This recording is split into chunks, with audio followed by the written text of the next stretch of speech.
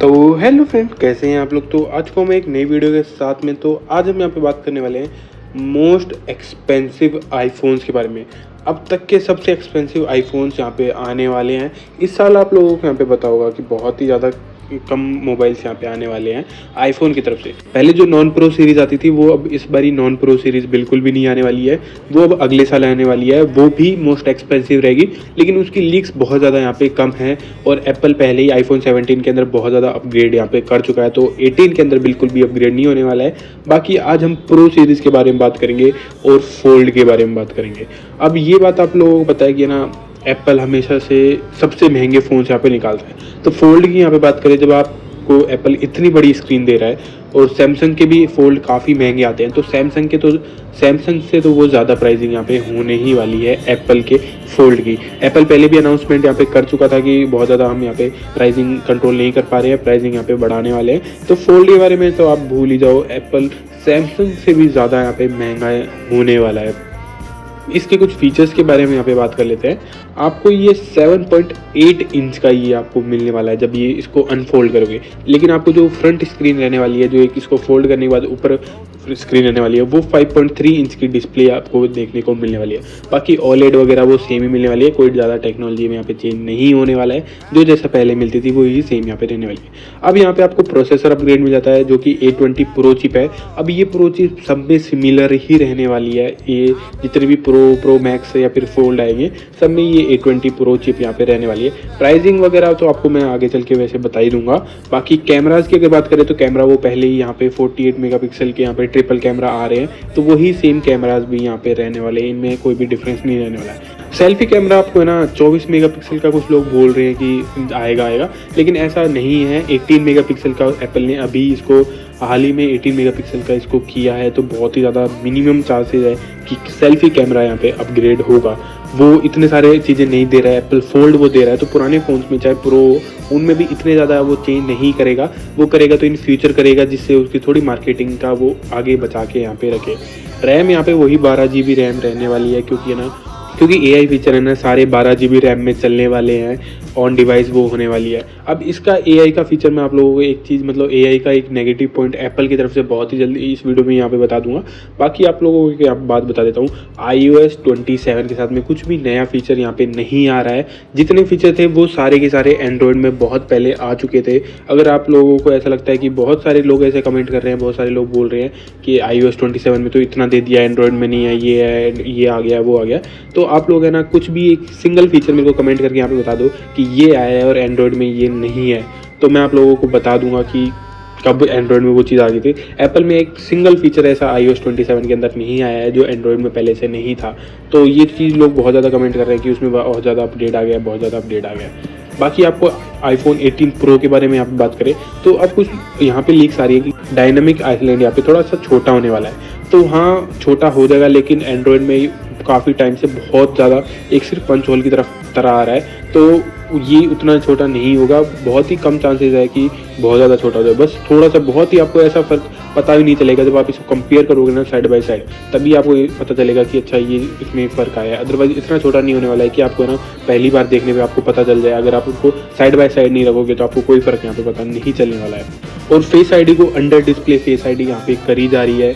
Face ID अब under display यहाँ पे होने वाली है, तो ये फीचर हाँ थोड़ा सा इम्प्रूव हो जाएगा। अगर अंडर डिस्प्ले यहाँ पे हो जाती है तो वो इन फ्यूचर छोटा इसको कर सकते हैं, लेकिन अभी इसकी कोई भी चांसेस यहाँ पे नहीं है।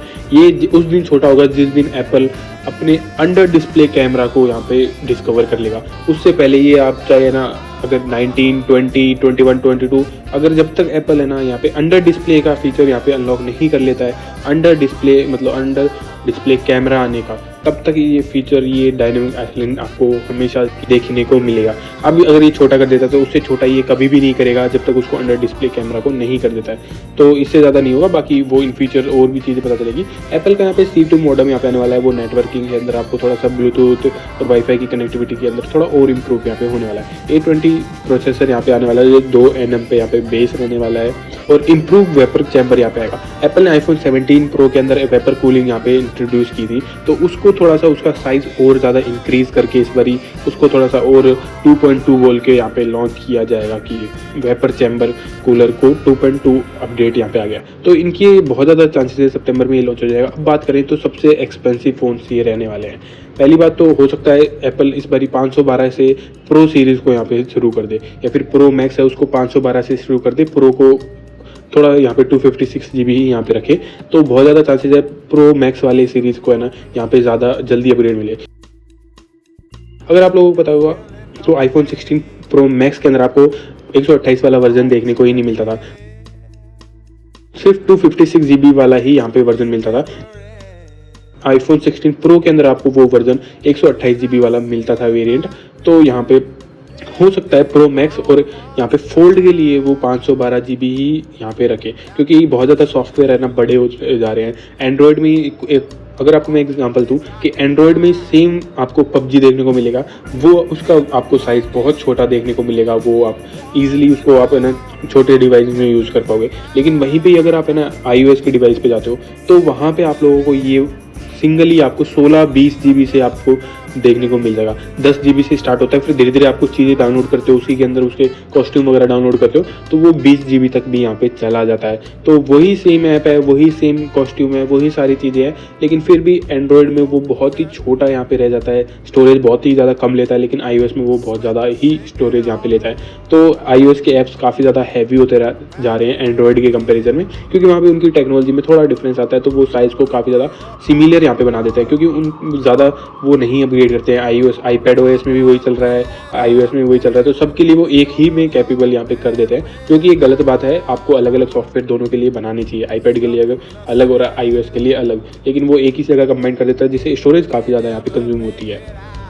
तो इस वजह से स्टोरेज को यहाँ पे बेस वेरिएंट की स्टोरेज को यहाँ पे बढ़ाया जा सकता है। अब यहाँ पे बात करें, कैमरास काफ़ी अच्छे होने वाले हैं, लेकिन एप्पल के ऐसा नहीं है कि 17 से बहुत ही ज़्यादा कुछ अलग ही देखने को मिल जाएगा। जो 17 सीरीज़ है उससे आपको 19 पीस का फ़र्क मिलेगा, जो कि हर साल होते आया है।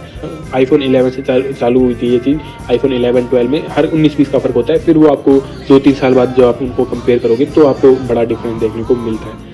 तो ये चीज़ें हैं। अब प्राइसिंग की यहाँ पे बात करें, प्राइसिंग की पहले ही एप्पल बोल चुका है कि हम प्राइसिंग को कंट्रोल यहाँ पे नहीं कर पा रहे हैं। तो प्राइसिंग अभी मैं आप लोगों को यहाँ पे अगर मैं जाता हूँ फ्लिपकार्ट के ऊपर, तो आईफोन 17 प्रो की यहाँ पे बात करते हैं 256 GB वाले की, तो यहाँ पे आप देख सकते हो ये अभी 1,32,900 का मिल रहा है, लेकिन इसकी लॉन्चिंग प्राइस है उसके नीचे आप यहाँ पे देख रहे होगे 1,34,000 की यहाँ पे मिल रहा है, मतलब 900 रुपये है तो 35,000 मान लो, 1,35,000। तो इसके ऊपर कम से कम एप्पल 20,000 रुपये यहाँ पे बढ़ाने वाला है। तो 20,000 रुपये आप खुद यहाँ पे कैलकुलेट कर लो कितने ज़्यादा यहाँ पे बढ़ने वाले हैं। तो 1,55,000 का या फिर 1,60,000 भी ज़्यादा भी बढ़ा सकता है एप्पल, की बाद में इन फ्यूचर उसे थोड़े से हर साल ना बढ़ाने पड़े पैसे, एक बारी में बढ़ा के वो फिर उसको लोगों को दिखा सके कि हम सेम ही प्राइसिंग पे लॉन्च कर रहे हैं। तो ये चीज़ एप्पल की पहले पुराने टाइम से भी रही है कि उसको वो दिखाता है कि हम एक ही प्राइसिंग से यहाँ पे लॉन्च कर रहे हैं कई सालों से, लेकिन ऐसा नहीं है। एप्पल पहले ही बहुत सालों पहले ही प्राइसिंग इतनी बढ़ा देता है कि बाद में भी वो प्राइसिंग कंट्रोल में रहती है कि उस प्राइसिंग पे वो लॉन्च कर पाते हैं। तो यहाँ पे ये एप्पल की बहुत ही पुरानी यहाँ पे टैक्टिक है। तो यहाँ पे आप देख सकते हो फ़ोन्स काफ़ी एक्सपेंसिव हो जाएंगे। अभी ये जो 1,32,000 में यहाँ पे आ रहा है वो आपको 1,50,000 में आपको यहाँ पे मिलने वाला है। और यहाँ पे प्रो मैक्स की अगर बात करें तो आप लोग यहाँ पे प्रो मैक्स की भी प्राइसिंग देख सकते हो। अभी प्रो मैक्स आप लोगों को है ना 1.5 लाख के अंदर लॉन्च हुआ था, 1,50,000 के अंदर है ना, लेकिन अभी ये प्रो मैक्स है वो हो सकता है 2 लाख के अंदर भी चला जाए, 2 लाख की कैटेगरी में यहाँ पे जा सकता है। फिर 2,90,000 तो ये जाने ही वाला है। प्रो मैक्स में वो स्टोरेज वगैरह बढ़ाएंगे, रैम भी हो सकता है थोड़ा इम्प्रूव कर दे, तो वो 2 लाख के करीब यहाँ पे जाने वाला है। तो फ़ोन्स की प्राइसिंग काफ़ी ज़्यादा हाइक कर दी है एप्पल ने। एप्पल चाहे तो इसको कम रख सकता है, ऐसा नहीं है, लेकिन वो फिर अगले 2-3 साल 5 साल इसकी प्राइसिंग को 1.5-2 लाख के करीब ही यहाँ पे रखेगा, जिससे लोगों को ये लगता रहे कि वो एप्पल प्राइसिंग नहीं बढ़ा रहा है। क्योंकि एक बार लोग खरीदते हैं फिर भूल जाते हैं कि उसने कभी इतना प्राइसिंग हाइक किया था, उसके बाद 5-6 साल और भी मतलब वो एप्पल प्राइसिंग को उतना ही रखेगा। तो उनका एक वो मार्केटिंग स्ट्रेटेजी हो जाती है कि प्राइसिंग वो बिल्कुल भी यहाँ पे नहीं बढ़ा रहे।